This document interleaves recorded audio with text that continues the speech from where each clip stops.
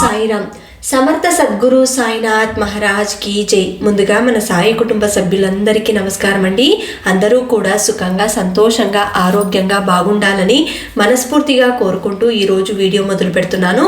ఇక ఈరోజు వీడియోలో బాబా గారు ఏం చెప్పబోతున్నారు అంటే, తల్లి, ఈ పూట నీ ఇంటికి కొంత ధనాన్ని పంపుతున్నాను.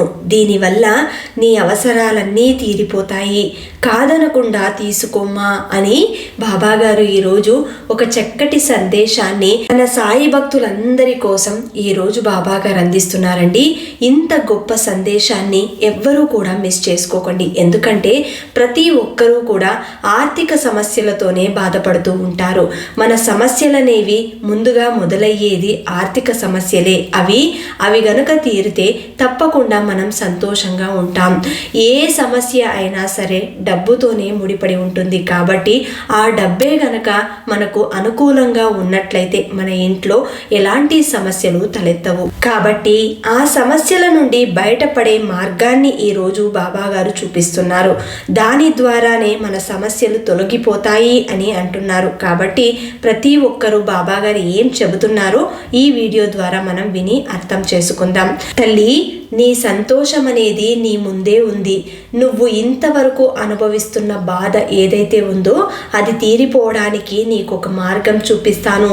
కానీ నేను చూపించే మార్గం చూసి ఇది సరైనదా కాదా అని ఆలోచనలో పడుతున్నావు. జీవితం బాగుండడానికి ఈ సాయి ఇస్తున్న మంచి అవకాశం. దీనిని ఉపయోగించుకో తల్లి. నీకు ఎంతటి డబ్బు సమస్య ఉన్నా కూడా అది పూర్తిగా తీరిపోతుంది. అప్పుల బాధలు పడుతున్నా, అప్పులు అంటే ఎవరికైనా డబ్బు ఇచ్చి మోసపోయినా కూడా, లేదంటే ఒక భూమి పైన నువ్వు డబ్బు పెట్టి ఆ డబ్బు నీకు తిరిగి రాకపోగా భూమి కూడా నీకు రాలేదు అని నువ్వు బాధపడుతూ ఉన్నావు.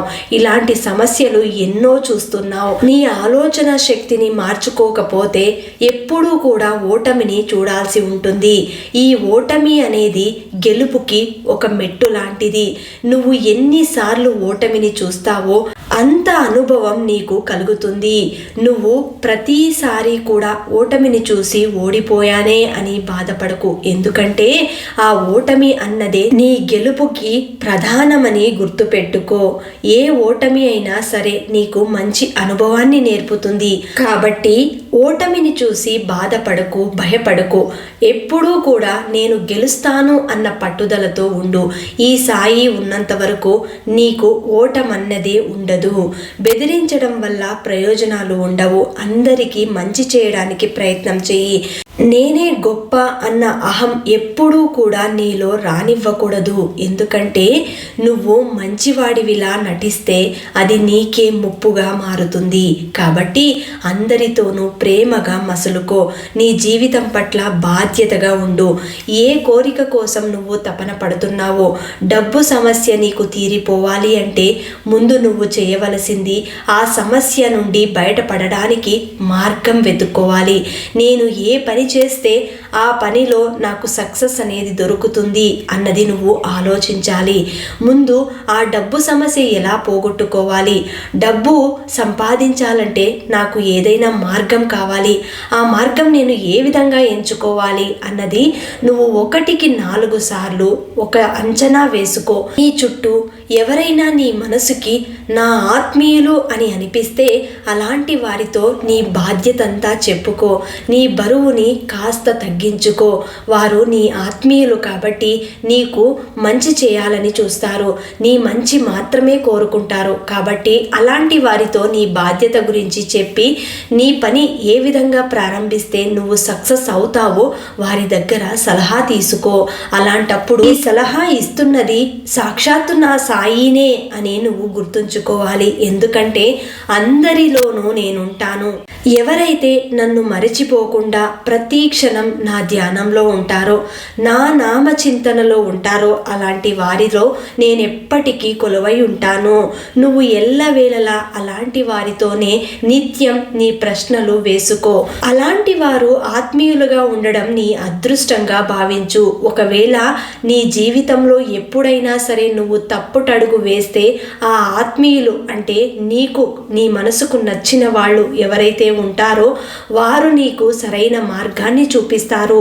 ఆ సరైన మార్గం చూపించేటప్పుడు నీకు సాక్షాత్తు నాకు సాయినే ఈ మార్గాన్ని చూపిస్తున్నాడేమో అని నీకు భావన కలుగుతుంది. కాబట్టి తల్లి, ప్రతి జీవిలోనూ నన్ను చూడు. నువ్వు నిత్యం మంచితనాన్ని అంటిపెట్టుకొని శ్రద్ధా సబూరితో, సహనంతో, ఓర్పుతో, అన్న మాటలు పట్టించుకోకుండా నిత్యం నువ్వు నా ధ్యానంలో ఉన్నట్లయితే నీకు ఎలాంటి హాని కలగదు. నీ చుట్టూ ఉన్న వాళ్ళల్లో నిష్కారణంగా నీ వెనకాల మాట్లాడినా కూడా ఆ మాటల గురించి నువ్వు అస్సలు ఆలోచించకు. ఎందుకంటే ఆ మాటలన్నీ నీకే అని నువ్వెందుకు అనుకుంటున్నావు? అవన్నీ కూడా పక్కకు పారద్రోలే. ఎందుకంటే ఆ మాటలు తిరిగి వారికే చెందుతాయి. కాబట్టి ఆ మాటల గురించి ఎప్పుడూ కూడా నువ్వు పట్టించుకోవద్దు. ఈ సాయి ఉన్నంత వరకు రక్షణ కవచంగా నీ పక్కనే నిలబడి ఉంటాడు. తల్లి, ఏదైనా సరే నీ బ్రతుకు నువ్వు బ్రతకడానికి స్వతంత్రంగా ఏ చిన్న పని చేసినా కూడా అందులో నీకు ఎలాంటి దోషము ఉండదు. ఎవరేమనుకున్నా కూడా పట్టించుకోవద్దు. నీ వ్యక్తిగతంగా నువ్వు నీ స్వతహాగా వ్యాపారం చేసుకోవాలన్నా కూడా ఎవరి సలహాలు తీసుకోవద్దు. ఎప్పుడైతే నీ మనసుకి ఇలాంటి వారితో చెప్పుకుంటే నా బాధ తీరుతుంది అనిపిస్తుందో అలాంటి వారి దగ్గర సలహా తప్పకుండా తీసుకో. వారు మంచి సలహాలను నీకు అందిస్తారు. వ్యాపారంలో మంచి లాభాలు రావాలంటే సరైన నిర్ణయాలు వాళ్ళే నీకు నేర్పుతారు. కాబట్టి అలాంటి వారితో స్నేహం చెయ్యి, మంచిగా ఉండు, అందరితోనూ కలిసి ఉండేలాగా ప్రవర్తించు. ఎవరేమనుకున్నా పట్టించుకోవద్దు. నీ శత్రువు నీ ముందు నిలబడినా కూడా నవ్వుతూ పలకరించడానికి ప్రయత్నం చెయ్యి. తల్లి, ఎప్పుడూ కూడా డబ్బు సమస్యతోనే నీ ఇంట్లో గొడవలు వస్తున్నాయి. ఆ డబ్బు గనక నీతో ఉంటే ఈ సమస్య రాదు కదా అని నువ్వు ఎంతగానో బాధపడుతున్నావు. ఆ డబ్బు కోసం ఎన్నో విధాలుగా ప్రయత్నం చేస్తున్నావు. ఒక చిన్న ఉద్యోగం వచ్చినా చాలు, నేను ఆర్థికంగా బలపడగలను, అంత శక్తి నాలో ఉంది బాబా అని ప్రతిసారి నువ్వు నాతో అడుగుతున్నావు. నీకు డబ్బు సమస్య పోవాలి అంటే నువ్వు ఒక చిన్న పని చేయి తల్లి. నీ జీవితంలో అత్యున్నత స్థాయికి నువ్వు వెళ్ళాలి అన్నా, డబ్బు కొరత లేకుండా నీ జీవితంలో చక్కగా సంతోషంగా నీ పిల్లలతోటి ఆనందంగా ఉండాలి అంటే నేను ఒక చిన్న పరిహారాన్ని చెబుతాను. అప్పుడు నీకు ఎలాంటి లోటు లేకుండా డబ్బు సమస్య పూర్తిగా తగ్గుముఖం పడుతుంది. నువ్వే నీలో మార్పుని చూస్తావు. ఆ మార్పుని చూసి అతి తొందరలో నువ్వు నా దగ్గరకు వచ్చి చాలా సంతోషం బాబా, నేను జీవితంలో ఎదుగుతున్నాను, ఇదంతా నీ చనువు వల్లనే అని బాబా దగ్గరికి వచ్చి ఆ మాటలు నాతో అంటూ మురిసిపోతావు తల్లి. ఇక నిశ్చింతగా ఉండు. డబ్బు కొరత లేకుండా నీకొక చిన్న పరిహారాన్ని చెబుతాను. జాగ్రత్తగా దానిని విని ఆచరించు. ఇక జీవితంలో ఎన్నటికీ డబ్బు కొరత లేకుండా చేస్తాను. తల్లి, ప్రతిరోజు ఉదయం లేవగానే అంటే తెల్లవారుజామున లేవాలి. నువ్వు ఏదైనా సరే విజయం సాధించాలి, జీవితంలో ఉన్నత స్థాయిలో నేను ఉండాలి అంటే ఉదయం తెల్లవారుజామున నువ్వు లేవాలి. అప్పుడు లేస్తేనే నీ పనులన్నీ కూడా సక్సెస్ అవుతాయి. తెల్లవారుతూ లేవాలి. సూర్యోదయం అవ్వక ముందే లేవాలి. లేచిన తర్వాత కొన్ని వ్యాయామాలు చెయ్యి. నీ ఆరోగ్యం మెరుగుపడాలి అన్నా, నువ్వు నీ జీవితంలో ఉన్నత స్థాయిలో ఉండాలి అన్నా ఇవన్నీ కూడా చేయక తప్పదు. ఎవరైతే తెల్లవారుజామున లేచే అలవాటు పెట్టుకుంటారో అలాంటి వారు ఆరోగ్యంగా బ్రతకగలుగుతారు. ఎందుకంటే ఆ సమయంలో ఎవరైతే వ్యాయామాలు చేస్తూ చల్లటి గాలిని, స్వచ్ఛమైన గాలిని పీలుస్తారో అలాంటి వారికి తప్పకుండా 100 ఏళ్ల జీవితం ముడిపడి ఉంటుంది. అలాంటి వారు ఎప్పుడూ కూడా ఉన్నతంగానే బ్రతుకుతారు. అంతేకాదు, లేచిన తర్వాత ఆ సమయంలో మీ ఇష్ట దైవం ఏదైతే ఉందో ఇష్ట దైవాన్ని ఆరాధించాలి. ఆ భగవంతుని చింతనలో ఉండాలి. ఎప్పుడైతే నువ్వు భగవంతుని ఆరాధిస్తావో తెల్లవారుజామున నువ్వు ఆరాధించే ఆ భక్తి నేరుగా ఆ భగవంతుడికి చేరుకుంటుంది. నీకు ఉన్న సమస్యలన్నీ కూడా నువ్వు విన్నవించుకోగలిగితే అవి వెంటనే తీరడానికి మార్గం ఏర్పడుతుంది. అంతేకాదు, తెల్లవారుజాములో నువ్వు చేసే ఏ ప్రయత్నమైనా సరే అది వెంటనే నీకు సక్సెస్ని ఇస్తుంది. ఆ సమయంలో దైవానికి ఉన్న శక్తి చాలా గొప్పది. కాబట్టి నువ్వు ఏ కోరికతో అయితే ఈ చిన్న ప్రయత్నాన్ని నువ్వు చేస్తున్నావో నీకు సత్ఫలితాలు వెంటనే దక్కుతాయి. నీ తల్లిదండ్రుల మాటలు ఎప్పుడూ కూడా వింటూ ఉండాలి. మీ అమ్మకు పనులలో సహాయం చేస్తూ ఉండు. ఎప్పుడు నిజం మాత్రమే చెబుతూ ఉండాలి. ఏ విషయాన్నైనా సరే మనమే స్వయంగా చూసి తెలుసుకోవాలి. ఇతరులను ప్రశ్నించి వారి అభిప్రాయాలు అనుభవాలు సేకరించడంలో ప్రయోజనమేమీ లేదు. తల్లి, ఈ సాయిని నువ్వు నమ్ముకున్నావు కాబట్టే నిన్ను గెలిపించడానికి నీకు మార్గం చూపిస్తున్నాడు. తప్పకుండా నువ్వు గెలుస్తావు. అన్నింటిలోనూ విజయాలను సాధిస్తావు.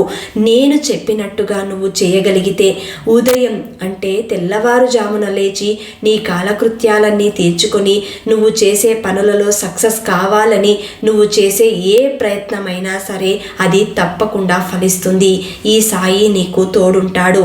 వెంటనే నువ్వు ఆ పనిని రేపటి నుండే మొదలుపెట్టు. ఉదయం లేవడానికి ప్రయత్నం చెయ్యి. ముందు నీ భగవంతునితో మాట్లాడు. నీ సంకల్పం చెప్పుకో.